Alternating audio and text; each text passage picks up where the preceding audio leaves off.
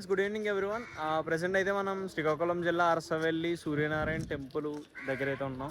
Temple లోపలికి అయితే phone వెళ్ళలేదు, సో అందుకు నేనైతే ఫోన్ తీసుకెళ్ళడానికి అవ్వక లోపల వీడియోస్ అయితే ఏం తెలియదు. అండ్ లోపల అయితే సూర్యనారాయణ టెంపుల్ అయితే దగ్గరికి 100+ పిల్లర్స్తో అయితే లోపల ఉంటుంది. అండ్ సూర్యనారాయణుడు ఎలా ఉంటాడో మీకు అయితే ఫోటో డిస్ప్లే మీద అయితే ఇస్తాం, మీరైతే చూడొచ్చు. అండ్ నెక్స్ట్ వచ్చి ఇది అరసవెల్లిలో ఉన్న ఇంద్ర పుష్కరిణి, అంటే ఇంద్ర పుష్కరిణి నది అనమాట. ఈ నది కూడా అరసవెల్లిలో, ఇది కూడా సూర్యనారాయణ టెంపుల్ ఆపోజిట్లో అయితే ఉంటుంది. అండ్ ఇక్కడ గోశాల కూడా ఉంది, గోశాలలో కూడా మీరైతే వెళ్ళొచ్చు అక్కడికి. నెక్స్ట్ ఇది కేశఖండనశాల అన్నమాట. మీరు ఏమైనా మొక్కులు తీసుకునేలా ఉంటే ఇక్కడ కేశఖండనశాల కూడా ఉంది. అండ్ ప్రతిరోజు ఇక్కడ మధ్యాహ్నం 12 గంటల నుంచి 3 గంటల వరకు అన్నప్రసాదం అయితే పెడతారు ప్రతి ఒక్కరికి కూడా. ఇంకా ఈ సూర్యనారాయణ స్పెషాలిటీ ఏంటంటే ఇయర్లో 2 days అయితే డైరెక్ట్గా సూర్యకిరణాలు ఇటు ఈస్ట్ వైపు నుంచి సూర్యనారాయణ గుడి లోపల ఉన్న విగ్రహం పైన అయితే పడతాయంట.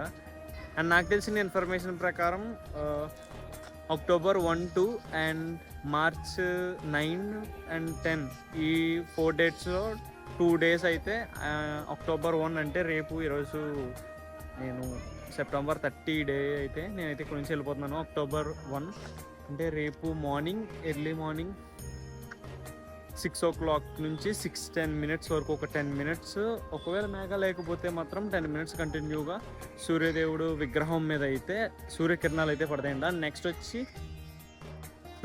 టూని ఒకవేళ 1 పడితే 2 పడవు, లేదంటే 1 పడకపోతే రేపు ఒకవేళ సూర్యకిరణాలు రాకపోతే 2 అయితే మళ్ళీ టెంపుల్ లోపలికి అయితే ప్రవేశిస్తాయి.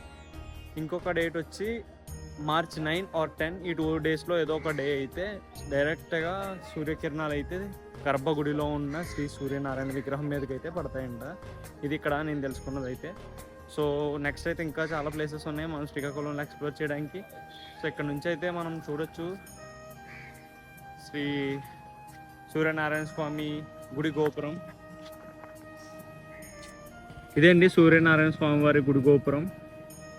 ఈ ఆలయాన్ని అయితే సూర్యుడి కోసం ఇంద్రదేవుడు అయితే కట్టించారని చెప్పేసి ఇక్కడ శిలాశాసనాల్లో రాసింది. అవి కూడా మీకైతే ఒకసారి స్క్రీన్ మీద ప్లే చేస్తాం, మీతో చెక్ చేయొచ్చు.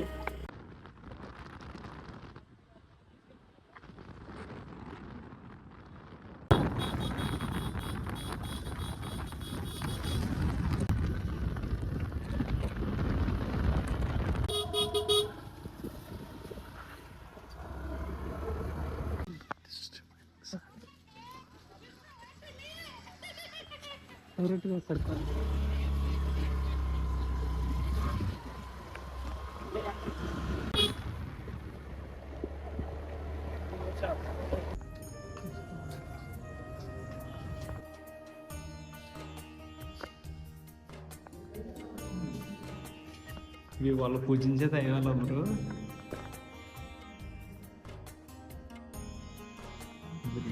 విగ్రహాలన్నీ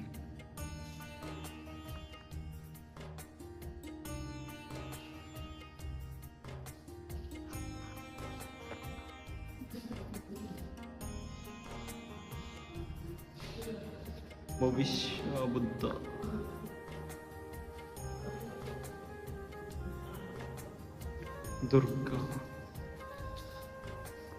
దుర్గాదేవి విగ్రహం అంటండి. ఇది చాలా బాగా చెక్కారు విగ్రహం అయితే.